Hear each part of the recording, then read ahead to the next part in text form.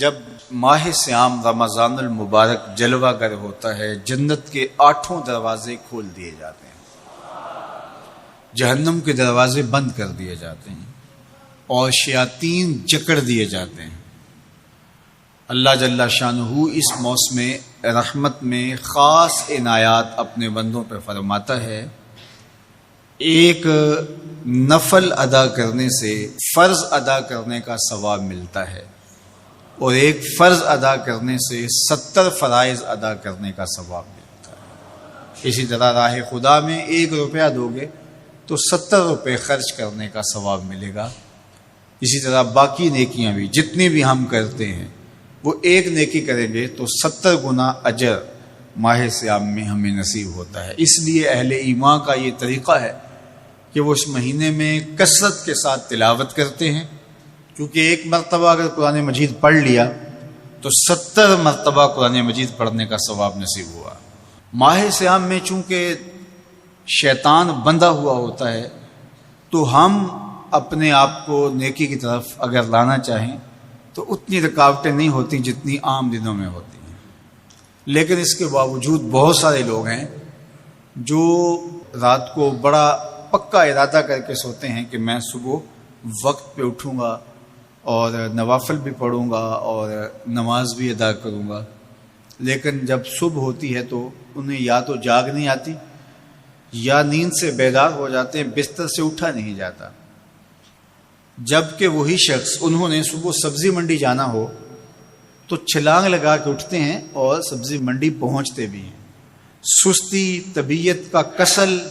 نہیں ہوتا۔ عمومی طور پہ ہم اپنے آپ کو بیمار تصور کر لیتے ہیں اور سستی اور کسل کا نام دے کر کے، بہانہ دے کر کے ہم کہتے ہیں کہ بس کیا کریں، ہم کو ارادہ کرتے ہیں روز لیکن ہم سے اٹھا نہیں جاتا، بس طبیعت اس طرح کی ہے، کسل ہے، سستی ہے۔ یہ بات ذہن میں رکھیے گا کہ ارادہ کرنے کے باوجود بھی صبح جب ہم اٹھ نہیں پاتے یا کوئی بھی نیکی کا کام ہم کرنے کا ارادہ کرتے ہیں تو ارادہ کرنے کے باوجود ارادہ ہی رہ جاتا ہے، ہم کر نہیں پاتے، تو اس کا سبب یہ ہوتا ہے کہ بہت سارے ہم گناہ کر چکے ہیں اور ان گناہوں کی وجہ سے ہم نیکی کی توفیق نہیں پاتے۔ حضرت حسن بصری رضی اللہ تعالی عنہ نے یہی وجہ اس کی بیان فرمائی ہے۔ تو اس کا بہترین طریقہ یہ ہے کہ توبہ کی جائے، اور توبہ بھی سچے دل سے کی جائے، رو رو کے اللہ سے گناہوں کی معافی مانگی جائے، اور سچے دل سے جب توبہ کی جائے تو پھر سارے گناہ نہ صرف مٹا دیے جاتے ہیں بلکہ ان کو بدل کے نیکیوں میں تبدیل کر دیا جاتا ہے۔ تو ماہ صیام کے اندر پختہ عزم کریں اور اس عزم کو عمل کی شکل دینے کے لیے سچی توبہ کریں کہ ہمارا یہ رمضان اس طرح سے گزرے، یہ مہینہ اس طرح سے بسر ہو کہ ہم اس مہینے میں اللہ تعالیٰ کی قربت حاصل کر لیں، ہم گناہوں سے پاک ہو جائیں اور ہم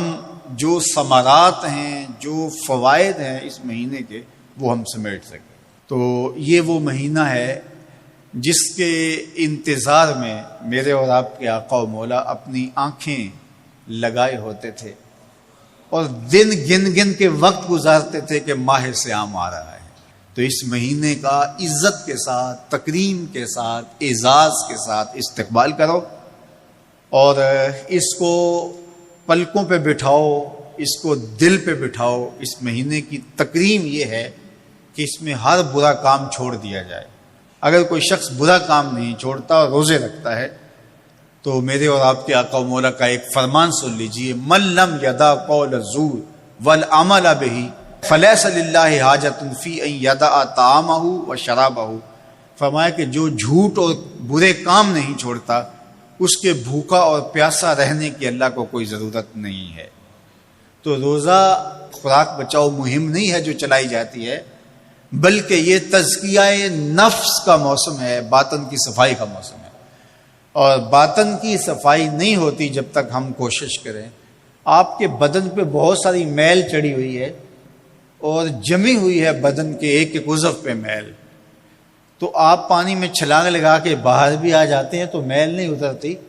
چلو کچھ نہ کچھ فرق تو ضرور پڑ جاتا ہے، لیکن میل نہیں اترے گی۔ میل کب اترے گی؟ جب آپ اپنے بدن کو مل مل کے اس کے اوپر صابن لگا کر کے اچھی طرح سے اس کو جب اتاریں گے محنت کوشش سے،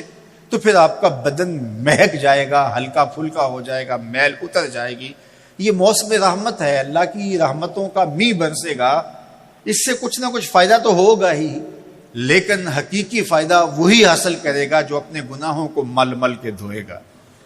اور اپنے آپ کو صاف کرنے کی کوشش کرے گا۔ تو اپنے من کے میل اتارنے ہیں،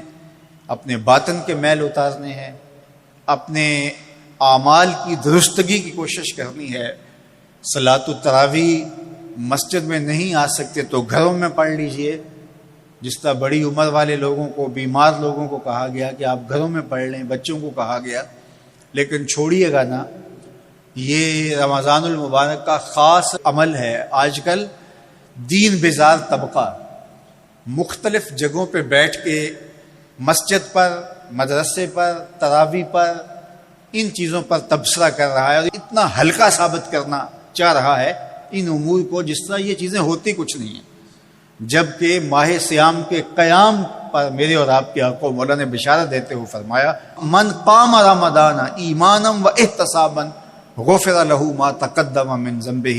جس نے رمضان المبارک کی راتوں میں قیام کیا ایمان اور محاسبہ نفس کے ساتھ، اللہ اس کے پچھلے سارے گناہ معاف فرما دیتا ہے۔ یہ بہت بڑی دولت ہے، تو اس دولت کو ضرور سمیٹیے گا، ضرور حاصل کیجئے گا، من کی ستھرائی، عفت اور پاکیزگی کا سامان کیجئے گا۔ اللہ آپ سب کو اپنی امان میں، اپنی حفاظت